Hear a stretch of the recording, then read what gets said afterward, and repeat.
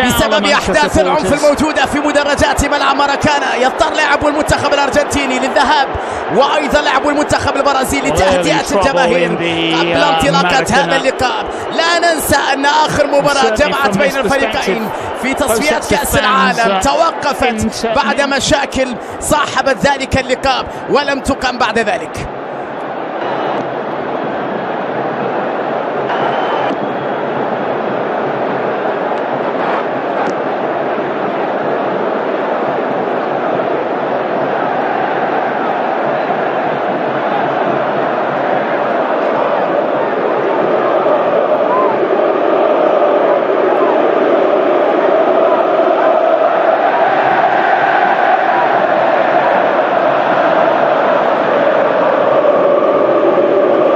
أجواء يملاها الصخب قبل انطلاقة السوبر كلاسيكو.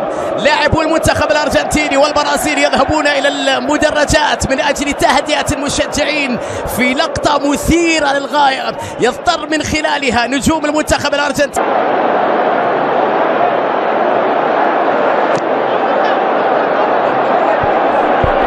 عاد نجوم المنتخب الأرجنتيني بعد حديثهم ومحاولاتهم لتهدئة روع الجماهير في مدرجات ملعب ماراكانا على امل ان تبدا انطلاقه هذه القمه التاريخيه بين البرازيل والارجنتين في ملعب ماراكانا.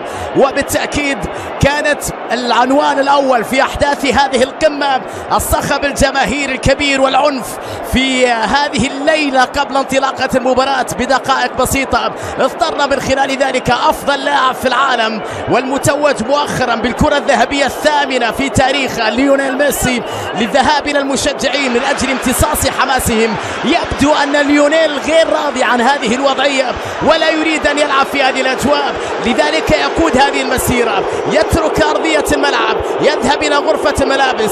أهدئ الجماهير، سيطروا على الأجواء من أجل أن أعود لألعب الكرة.